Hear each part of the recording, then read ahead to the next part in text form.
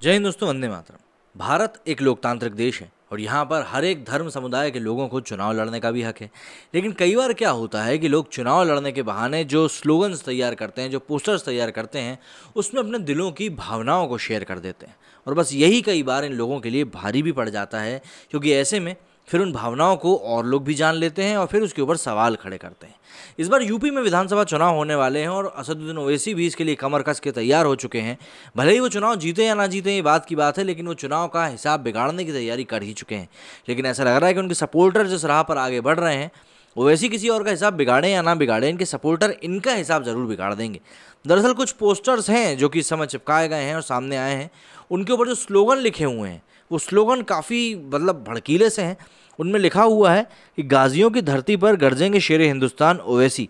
अब साहब खुद ही समझ लीजिए कि भाई इसमें क्या कुछ कहना की ज़रूरत है। गाजियों की धरती पर गरजरेंगे शेरे हिंदुस्तान ओवैसी।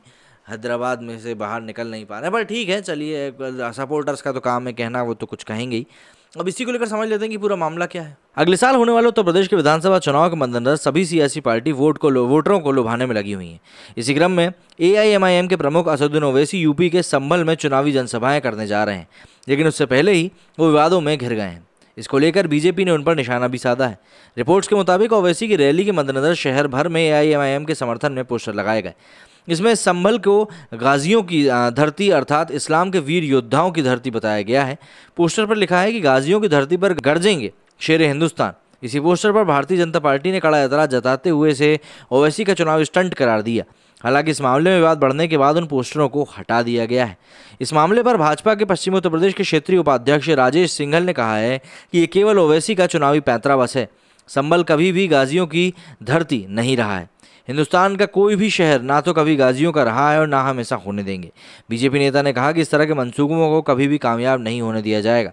संभल को पौराणिक शहर करार देते हुए राजेश सिंघल ने कहा कि इस शहर को लेकर पुराणों में कल के अवतार के बारे में भी जिक्र है, लेकिन अगर कोई ये साबित कर दे कि कुरान में इसे गाजियों की धरती बताया गया है तो वे राजनीति छोड़ देंगे। AIMIM चीफ असदुद्दीन ओवैसी की नज़र 2022 में होने वाले विधानसभा चुनाव पर टिकी हुई है। ऐसा पहली बार हो रहा है कि असदुद्दीन ओवैसी की पार्टी राज्य में 100 सीटों पर चुनाव लड़ने की तैयारी कर रही है। यही कारण है कि ओवैसी यहां पर अपनी सक्रियता को लगातार बढ़ाते जा रहे हैं।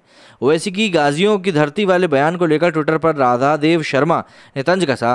वो लिखती हैं कि यूपी के जिले संभल में आज AIMIM के अध्यक्ष असदुद्दीन ओवैसी की जनसभा के लिए लगाए गए पोस्टर और विज्ञापनों में पौराणिक क्षेत्र संभल को गाजियों की धरती लिखा गया।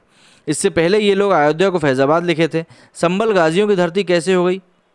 अब इसी को लेकर सुरेश वर्मा ने इनको जवाब देते हुए लिखा कि सोचना सेक्युलर सोच वाले हिंदुओं को है। अब जाहिर सी बात है, अब क्या लिख सकते हैं इसके आगे। लेकिन देखिए, इन सब पोस्टरों से मैंने कहा ना, वही चीज़, एक मानसिकता रहती है जो कि निकल कर सामने आ जाती है।